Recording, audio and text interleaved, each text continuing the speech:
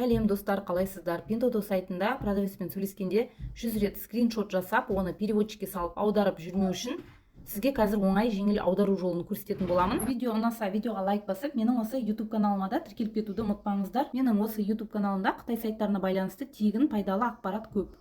Play Market'тен немесе App Store'дан Яндекс клавиатура деген приложениені жүктеп аламыз. Мінекей осындай приложение, осыны жүктеп аламыз да открыть деп басамыз. Разрешить Яндекс клавиатуре отправлять уведомление дегенге запретить бассаңыз да болады. Яндекс клавиатураны қосу үшін мына 3 қадамды жасап шығуымыз керек. Бірінші мына включить дегенді басамыз. Сразу осылай настройкасы ашылса, мына Яндекс клавиатураны қосамыз. Келесі мына екінші қадамы выбрать дегенді басамыз да осы жерден Яндекс клавиатура дегенді таңдаймыз. Үшінші қадамы мына продолжить дегенді басамыз. Сосын готово дегенді басамыз. Осы жерден язык дегенді басып, өзіңізге керек тілдерді сразу таңдап белгілеп қойсаңыз да болады. Мына жерде қазір русский мен латиница таңдалып тұр. Осы жерден астынан іздеп, өзіңізге керек тілдерді таңдап белгілеп қойсаңыз болады. Немесе осы жерден назад басып шығып кетеміз де, Pinduoduo сайтына кіреміз де, қазір мен бір продавецпен сөйлесемін. Мысалы, мына электромопед сататын дүкеншімен сөйлесеміз. Қазір мына SMS дегенді басамыз. Сообщение жазатын кезде осындай Яндекстің значогы шығуы керек. Егер бұл значок шықпаса, осылай тұрса, мына қара я деген батырманы басамыз. Сонда осы Яндекстің значогы шығады. Осы Яндекстің значогын басамыз. Мінекей осындай болып, серый жазу жазатын жолы шығады. Мына жерде перевод орысшадан английскийға деп тұр. Біз мына английский дегеннің үстінен басып, осы жерден китайскийді тауып таңдаймыз.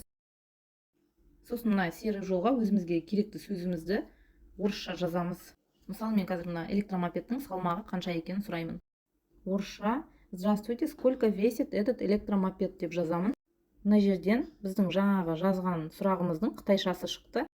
Қазір мына қызылды басып продавецке жібереміз. Сразу жауап келді. Маған бот жауап берген сияқты. Осы текстті копировать етіп аламыз. Үстінен басып тұрамыз да, мына копировать дегенді басамыз. Копировать етіп алдық. Енді мына серый жолға ставить деп қоямыз. Енді осы текстті, енді біз китайскийдан орысшаға аударуымыз керек. Мына стрелканы басамыз. Орындарын ауыстырамыз. Мінекей жаңағы продавецтің жазған жауабының переводы шықты. Бұл бізге бот жауап берген сияқты. Қазір қайтадан дұрыстап жазамыз. Салмағы неше килограмм деп. Қазір мына серый жолдағы жазуды кетіріп тастаймыз. Какой вес деп жазып көрейін. Мына жолдан қытайша переводы шықты. Мына қызылды басып жібереміз продавецке. Продавец жауап берді. Бұл текстті де жаңағыдай копировать етіп аламыз. Копировать етіп аламыз да. Мына жерде жаңағы Яндекс клавиатураның значогы жоқ болып кетті. Мына қара я дегенді басамыз. Мына значокты басамыз да. Мына орысшадан қытайшаға дегенді орындарын ауыстырып қоямыз. Мына серый жолға жаңа копировать етіп алған продавецтің жауабын вставить деп қоямыз. Жаңағы электросамокаттың салмағы 14 килограмм деп жауап берген екен. Скриншот жасап, телефонның памятін толтырмай-ақ осылай Яндекс клавиатура арқылы аударсаңыз, уақытыңызды да үнемдейсіз.